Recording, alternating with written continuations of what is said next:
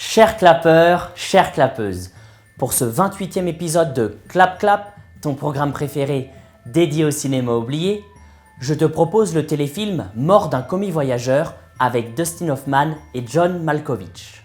Sorti en 1985, cette œuvre tirée d'une pièce de théâtre est trop peu connue et moi, je vais te décortiquer 3 extraits qui deviendront 3 bonnes raisons pour la regarder. En fin de vidéo, notre bêtisier à ne pas manquer, ce film social et troublant est fait pour toi.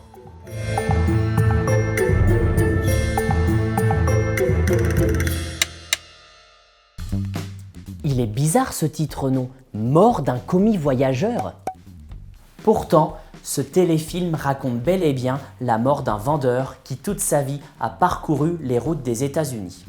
Grâce au réalisateur Volker Schlondorf, Oscar!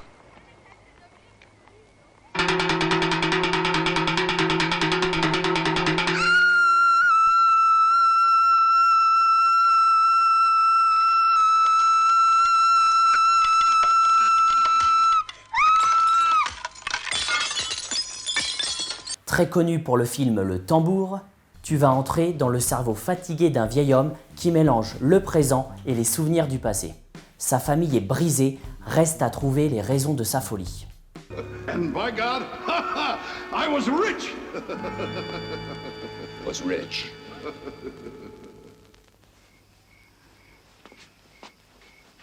That's just the spirit I want to imbue them with, to walk into a jungle. Oh, boy. I was right. I was right. I was right. I was right. Le commis voyageur est en pleine démence. Les flashbacks de son frère aîné décédé qui a fait fortune en Afrique viennent s'imposer dans sa cuisine en pleine nuit. Pour montrer la différence entre les souvenirs et le réel, le réalisateur se sert de 2 éléments essentiels au cinéma, la musique et la lumière. Le frère doit partir de sa mémoire. Il est donc sur le pas de la porte, valise à la main, une lumière aveuglante de paradis l'attend derrière lui. D'ailleurs, le personnage principal a une tonalité jaune sur son visage. Une balance des blancs chaude et artificielle cède la place à une balance qui tire vers le bleu froid quand le frère s'en va. La musique accompagne ce souvenir fantasmé avant de s'arrêter totalement quand le père de famille revient à la réalité. Why I can't stop myself? I talk too much. Oh, a man ought to come in with a few words. One thing about Charlie, he's a man of few words, and I respect him. You don't talk too much, you're just lively. Well, I figure, what the hell, life is short. A couple of jokes. I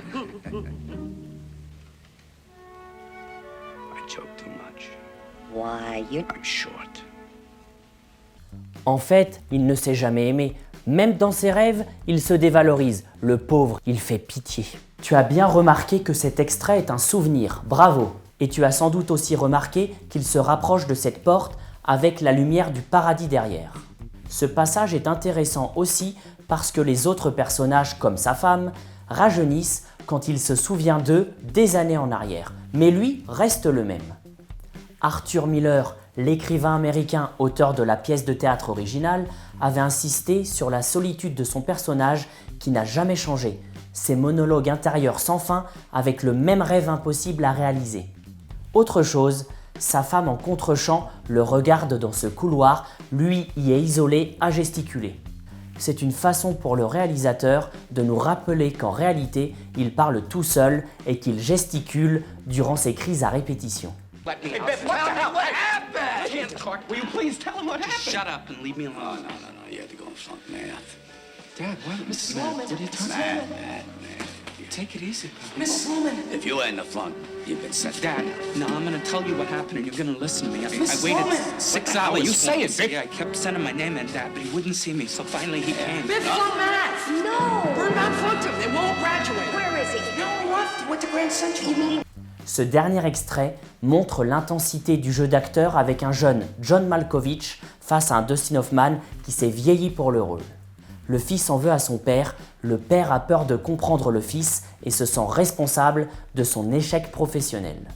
Le chef de famille se perd dans ses conseils, dans ses reproches et une fois de plus, le passé apparaît par une porte ou une fenêtre.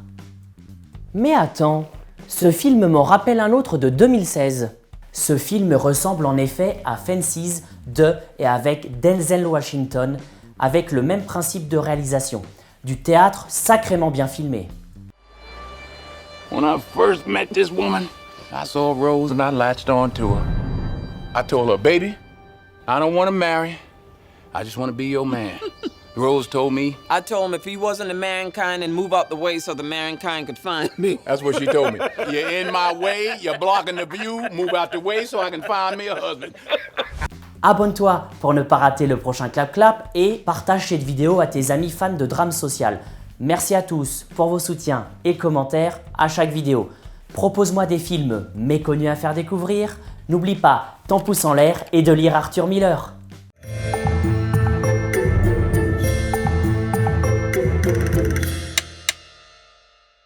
Je te propose le téléfilm Mort d'un Covid. On reprend. Un Covid voyageur. Papy, c'est Papy Mougeot. Ah non, dis pas ça, on a perdu tout le monde là si tu dis ça. Papy, si tu t'ennuies dans ta maison de retraite. En fait, il ne s'est jamais aimé. Même dans ses rêves, il se dévalorise. Le pauvre, il ne s'est jamais aimé. Non, j'ai con.